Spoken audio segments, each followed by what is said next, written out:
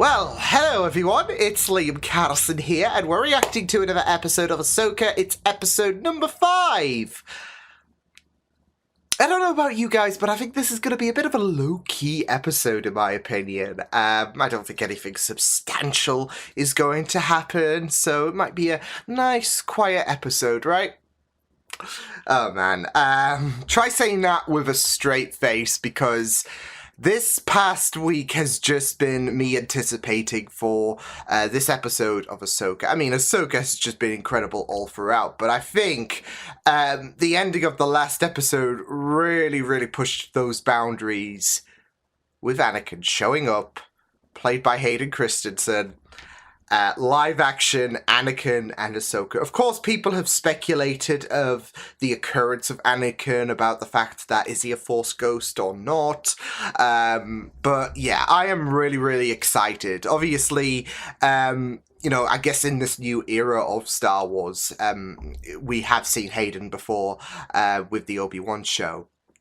And now he's here again, and as I said, this is a live-action Ahsoka and Anakin, which doesn't have a precedent, does it? So, yeah, I am really excited to get into this, especially with how many how many roads this story could deviate towards within the next 50 minutes. So, yeah, I am really excited to go into this. So, yeah, and it's going to be probably an emotional journey as well, because for Ahsoka, the last time she, of course, confronted Anakin, it was during the episode's Twilight of the Apprentice, and of course, Ahsoka nearly lost her life with the fact that she got her affirmation that Anakin and Vader were the same person, and it became a very emotional encounter. So, yeah, this is the first time with Anakin, I guess, redeeming himself after Return of the Jedi, that them two have come face to face. So, yeah, like I said, there are going to be so many emotions just jumping into this. So, with that said, let's get into this episode of Ahsoka. It's episode 5. Let's go.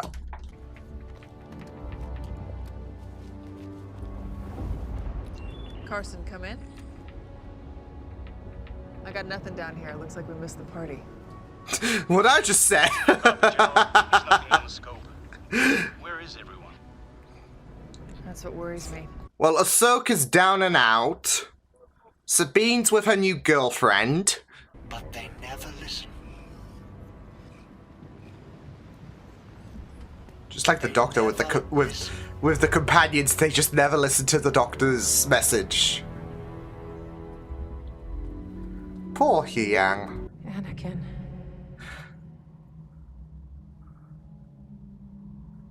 You look the same. You look old. Wow! Well, that happens. I'm here to finish your training. Oh shit! It's a little late for that. This is great. It's never too late. One is never too old to learn, Snips. Snips! I Oh no. Fight you. I've heard that before. With Luke in Return of the Jedi? Jason, if there was anything out there, Chopper would pick it up on his. No, he's sensing a disturbance in the Force. We need to figure out what we're gonna tell Command. Shit, Jason! I'll cover it. What good is a high rank if you can't use it every now and then? Mom, listen. I am. No. What am I missing? What just happened? Jason has abilities. His father, Kanan Jarrus, was a Kanan! Jedi. Okay. He's just like, fuck it, sure.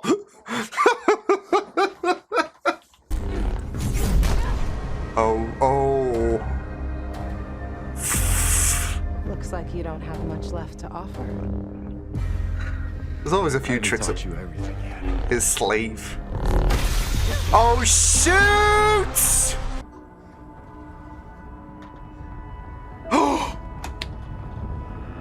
Oh my god, no way, no fucking way, no fucking way! Oh my god! Come on! Forward! Oh my fucking lord! Live action Clone Wars! Oh my! This is your training. This is part of the lesson. Holy shit!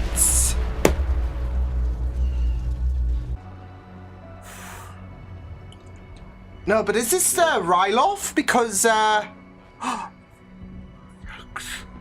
Rex, isn't it? Come on, Snips. The battle's not over yet. There are more separatist droids approaching. What if I want to stop fighting? Then you'll die. How poignant. How poignant that is. Shh. This is just great. This just is so beautiful to look at.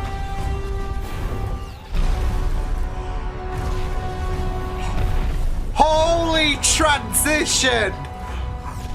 Holy shit! Her master. Yeah? What was he like? Ooh. Intense. I think that's a huge Yes, understatement if I've ever heard one. Oy. Wait, is that? Oh! Mandalorians! Oh, they've got the Come on, let's go. Rex! And he's voiced by Tam as well. Ah!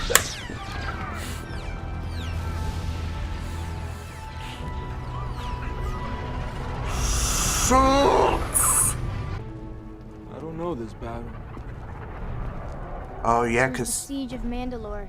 you weren't We had there. parted ways by now. You should have been. Looks intense. It was. Oh, and that is the stance of you will try. Or die. The same stat, and that's a red light say. Oh my god. Incorrect. Fuck. Oh my god. Holy shit! You lack conviction.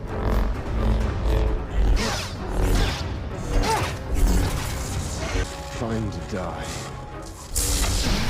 Guys. Shit.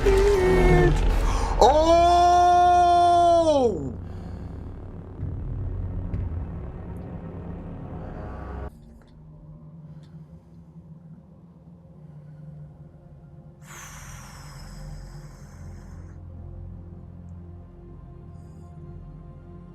His eyes have gone back to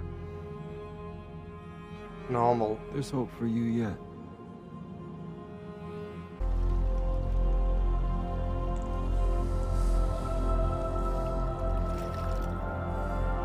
Not a pleasant way to be brought back into the world of the living, just getting enveloped by the water, but...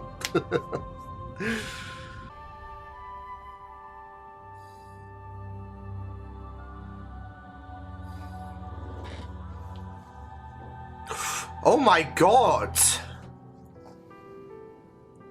Oh, it's so weird, like, seeing her without her headpiece. You did? Yeah, lightsabers. Who are you fighting with? Hey, I have an idea. Wow! Yang, why don't you show Jason inside your starship? I've been in a starship before. Oh, man. A Jedi starship? Come along, I'll show you the...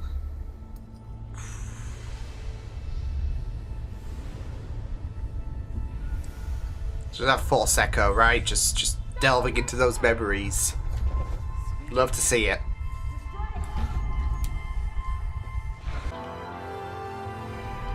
There you go.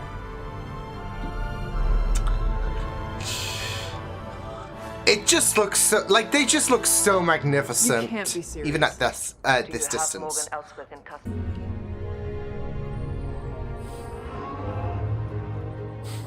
They look so incredible. Holy shit! This is magnificent.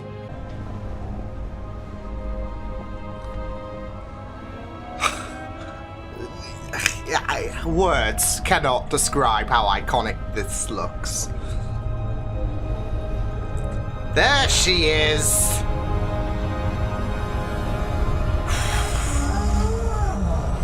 Completed her mission. Mission. Captain, the reason we are here is because there was no mission. I respectfully disagree. I love We're on him. the same side here.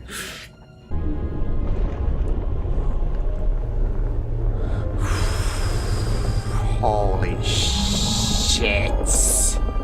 Holy. This. Yeah. All right, but you best come back inside.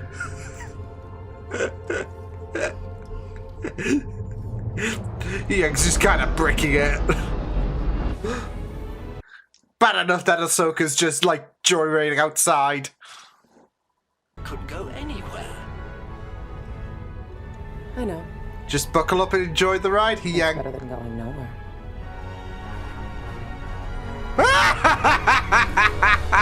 Yang's done with her shit.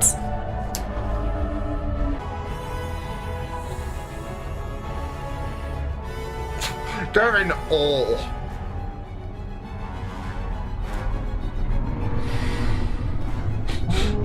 They're having a crisis at this moment.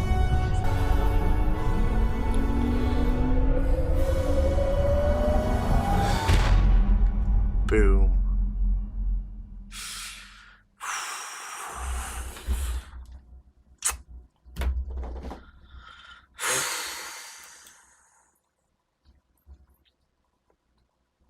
Just beautiful. Just freaking beautiful. Dave killed it. He knocked it out of the park. Yeah.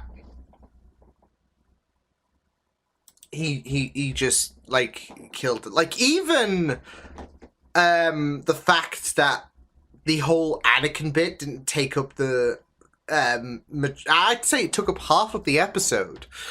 And still it was just very, very wonderful. The second part, like especially with Ahsoka interacting with the Purrgil, and yeah, just really, of course, you got we've got to, because with no Balin and Shin and Sabine, you assume they're going to open up next episode, so it leads in perfectly to episode 6.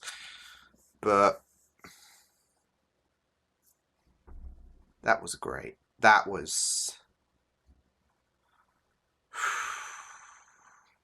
I loved it. Dave Filoni needs to, you know what? He deserves a round of applause. I mean, not even that, an audience of an applause, just with how phenomenal that was. I know a lot of people were saying, understandably, given everything that went down, that the last episode was their favorite. But I feel like this one will definitely be my favorite. So, and we're yet to see what episode 6, 7, and 8 have in store. But yeah, I will say I am glad that this episode, because I was thinking, okay, well, we're going to exploit Hayden's return, make this a full episode of Ahsoka and Anakin in the world between worlds. And then the normal stuff can return next week. But I am glad that we did have half of the episode focused on that, and then half of the other episode is building towards... because we've only got 3 episodes left now. And we don't want to, like, kind of cram stuff in. So with the second half of this episode, it gave such significance and importance in terms of... Ahsoka and Huyang making their way to Sabine and to Thrawn, of course. So yeah, And it felt natural as well, like in terms of Ahsoka interacting with the Purrgil, of course, Hera being under scrutiny by the Rebel fleet, of course, because she went, she gave instructions without, clearance, etc. So yeah, and yeah, and not just that though, but of course there's more building towards Jason as well, with him being connected to the Force. So, like his father before him. So I really, really thought... I will say I do have a feeling it would be so beautiful, because when Ezra does return, it's going to be a matter of when and not if. I feel like Jason could be a very, very appropriate apprentice for Ezra to teach. Because, of course, who was teaching Ezra when he was growing up? And now we're literally flipping things around in terms of Jason, who is, of course, Kanan's son. So, yeah, I feel like that would just be really, really beautiful. So, yeah. And, yeah, it was just really great. Seeing the Purrgil in live action as well. I mean, we've seen bits and pieces of them in either a few episodes ago for Ahsoka or, like I said, The Mandalorian. But, I mean, I think this episode gave you a really, really good embrace in terms of what they are like in live action, because we've seen them, of course, animated and all of that, but and I'll get onto this in terms of seeing the Clone Wars in terms of the flashbacks. There's just this different vibe when you see them in live action. Of course, you do get to appreciate the magnificence of animation, but then you incorporate live action into the mix of things, and it's just mind blowing. So yeah. So yeah, it was really, really great to see Ahsoka seemingly reborn. She went the whole Gandalf approach, of course, because she's no longer Ahsoka the Grey. She's now Ahsoka the White. So, because of course she was in that void space, wasn't she, between life and death, and she chose to live, which is a very, very important lesson, really, for Ahsoka. And I will say, I did notice when she did come around again that there seems to be like a burden lifted from her shoulders. She seems a bit happier. I was assessing her kind of, I guess, characteristics and all of that, and she does seem a bit happier in that. So, as well as, of course, I guess, like I said, the whole rebirth, like, she's no longer Ahsoka the Grey, she's Ahsoka the White. So, yeah, but I did see the difference there, so yeah. I have to talk about it now. I have to talk about Anakin and Ahsoka. Because, yeah, it was great, of course, seeing what happened after that. Because... obviously no one's watching this just for, okay, well, there better be Anakin and Ahsoka, otherwise, boo. No one's doing that, especially since this is essentially Rebels Season 5, so yeah, it's not Clone Wars Season 8. But...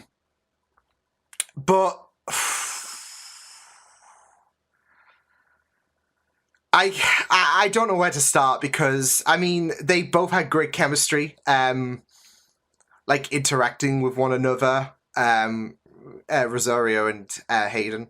Of course, they've known each other for quite a long time as well, so that chemistry is going to come naturally. But, boy, this was really, really great. And when, of course, we went into the Clone War, when we went to, because I'm sure that was Ryloth, just with the Twi'leks in the background. But when we went, as well as the fact that Ryloth was, of course, included in the Clone Wars, but when we went to Ryloth and we saw young Ahsoka, it was like my dreams came true. When the prospect of Ewan and Hayden returning to Star Wars came about in, 2020, 2019, one of my hopes, considering the fact that they were in the same series of the Obi-Wan show, one of my hopes was that we would get a flashback, a live-action flashback to the Clone Wars. Because, hey, Hayden and Ewan are back together. Great time to have little bits and pieces there, and maybe Ahsoka could show up, maybe. So, of course we didn't get that, but I was okay with it, because I was thinking, okay, well, maybe they're just going to keep things separate in terms of, okay, well, we're not going to bleed live action into the Clone Wars era. It would be nice, though. It was a dream come true. It was glorious. It was like Christmas all over again. Because it wasn't just seeing young Ahsoka, of course, like she was within the Clone Wars. But Hayden in his armor. It was great, because you've seen, like, I'm sure a lot of us have seen, like, fan art of, like, what if, you know, Hayden Christensen in the Clone Wars with his armor on, and it was a dream. It was a dream to see that happen, and then lo and behold, we see it here, and it's great. And I've got to say that the aging looked great. I know there was a lot of people complaining about it, but, yeah, I disregard that anyways, because CG is horrible these days, apparently, like any form of CG. So it's no Flash, okay? So I was happy with the CG on Hayden's, but even so, it wasn't distracting or anything. It was like they nabbed Hayden from 2005, in my opinion. So, but yeah, seeing Hayden with the armor on, with the Clone Wars armor, yeah, it was like a dream come true. It was just really, really brilliant. And then there was Rex as well, because I was sure I saw him in the background, and then we heard Tem voice him, of course, Tamara Morrison. So, of course, we've seen Rex in live action before, though, haven't we? Return of the Jedi. If you know, you know. It's basically the whole Peter Parker in Iron Man 2 situation where we just, we like, they didn't intend on this, this, like, person being Rex, and then we've just made it happen. So that it's essentially canon. So it's like the little kid in Iron Man 2 with the Iron Man helmet on. That was, like, Peter Parker. That, like, a lot of people, well, no one, he wasn't intended to be Peter Parker at the time. But then, obviously, time happened, and then suddenly, oh, what if that's Peter Parker? And then the producers were like, fuck it, yeah, he's Peter Parker. So, yeah. But, no, in all seriousness, just seeing the Clone Wars just being brought to life, I was low-key hoping, I was low-key hoping for Ewan to just complete the Holy Trinity. But that would be very optimistic. But it was really, really great. But it was also very harrowing as well, because you've got this, like, this is what I was talking about when it comes to seeing the differences in animation and live action. Is sometimes it can still surprise you, even though that you, like, know that this character is, like, what, 14 years old, because, you know, she appeared in the Clone Wars. And yet you're seeing her in live action here, and for some reason it just throws you off. Like, it just really does. Like, it's fucked up anyways, this whole scenario with her being a soldier in the middle of this war, in the middle of this battlefield. But for some reason, she actually does look a lot more like a 14-year-old kid in the middle of this battlefield. And it just really establishes this very, very very, very grim circumstance of, you know, she's still a kid. She's still, like, whereas a lot of Jedi her age are not involved, are not thrown into this battlefield scenario. She is, so yeah. And it was really, really great for Anakin to try and educate her, because I was wondering what is exactly going to happen in between Ahsoka's and Anakin's interactions. Because I ranged it from, it being emotional, because like I said, the last time they saw each other was Twilight of the Apprentice, so yeah. And, there was still, of course, that bit of worry, which we'll get onto in a moment, with some just brilliant shots of, Vader coming to the forefront. But I did like how there was this little bit of education from Anakin. He didn't bring Ahsoka back down memory lane because of, he was feeling a bit nostalgic. There was something to be had in regards to educating Ahsoka. So yeah. So like, he trained her to be a soldier, and you've got Sabine, who's choosing not Sabine choosing a similar path, but you've got Sabine on a bit of a similar path as well, especially when you consider her ties to home. So yeah, but yeah, it was really, really great to see this, like, especially with Ahsoka just being so defeated. Like I said, you could see how more uplifted she was after meeting Anakin in the World Between Worlds. But there is this whole situation of Ahsoka just being completely deflated. Because I think ever since the Clone Wars, she's been, and you can't really blame her, like I said, with her being involved as well in the middle of a battlefield at the age of 14, that shit's gonna be very traumatic, I would say. Never mind, like, anyone else. Like, of course, there's cases where a lot of other people, like the clones, will, of course, have that trauma, but she's also, like, she's a 14-year-old kid at the end of the day, so yeah, you can't really blame her for being, like, traumatized or anything. But ever since the ending of the Clone Wars, she's been in a very, very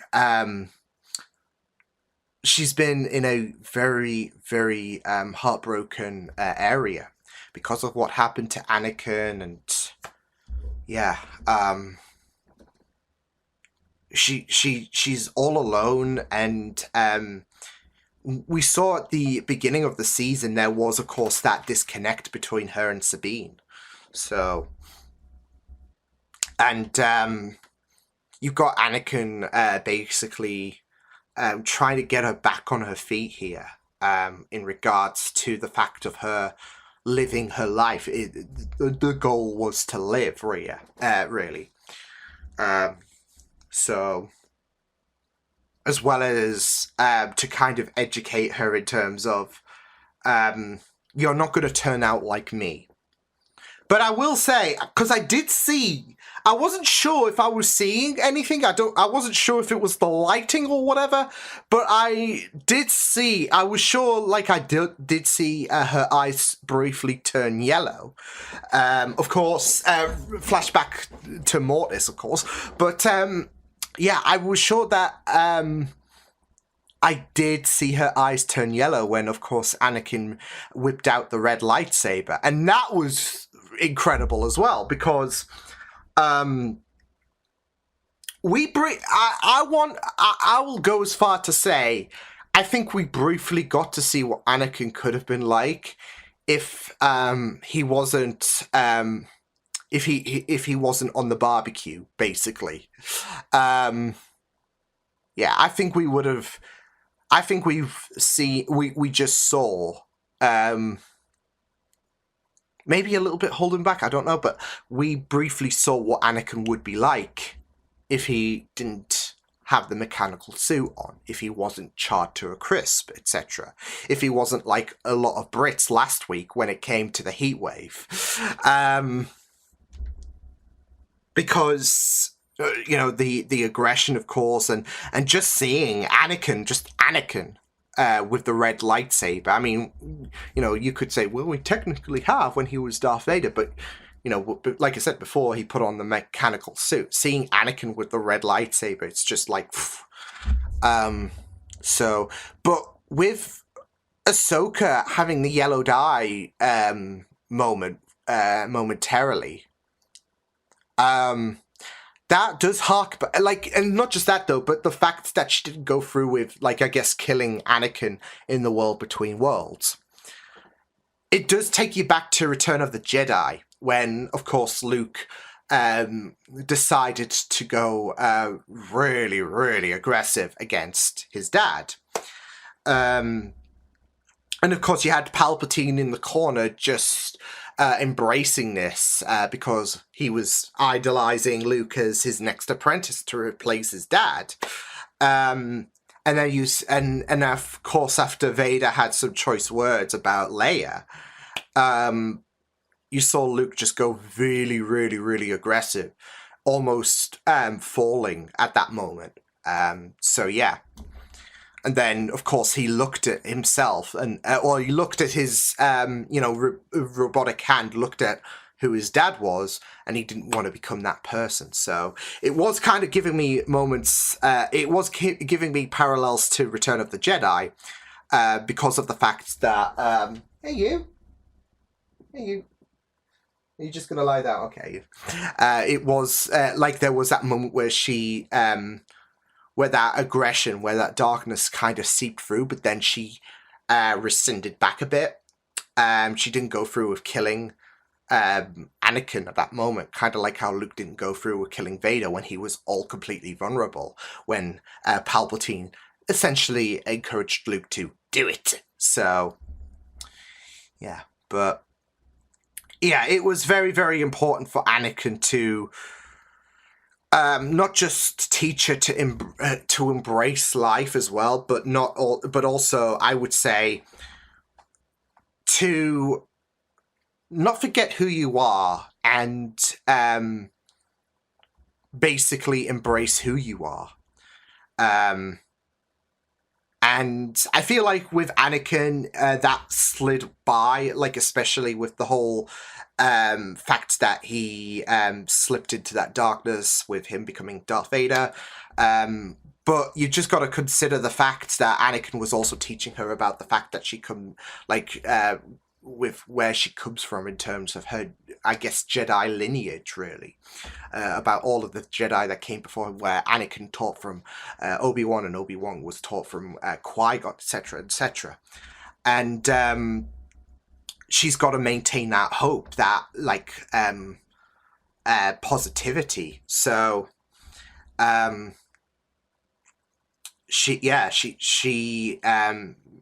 because, like I said, ever since the ending of the Clone Wars, she's been feeling a bit lost, which you can't really blame her after everything that's happened in the Clone Wars, after what happened to her master. She's just been feeling in a bit of a difficult state, and yeah, so but yeah, I really loved this episode. Like I said, Dave deserves a round of applause. Doesn't, you know, cut the mustard in my opinion, because that was incredible. Like, an audience of applause. It was really, really incredible. And yeah. Yeah, brilliant stuff. And I'm excited to see next week because, of course, we're going to follow up on Sabine, Shin, and Balon, as well as Morgan. As I have no doubt that we will see our first live-action appearance of Grand Admiral Thrawn. So that's going to be exciting. Because there's 3 episodes left, and like I said, I don't think they're going to rush things with Thrawn just appearing in the final 2 episodes, so yeah. Even if it's like the final 5 minutes, I'm sure Thrawn is definitely going to show up in the next episode, so yeah. Can't say the same about Ezra, but yeah, I mean, we know that Thrawn is returning anyway, so we may as well just rip that band-aid off, and yeah, so But yeah, brilliant stuff. So I will see you guys next time. Hope you guys enjoyed this reaction. You can check out my videos on the right if you want to check out more of my content. You can also subscribe to my media feeds and channel if you want to. Hope you guys enjoyed this reaction. Hope you guys take care. And I will see you guys next time. Toodles!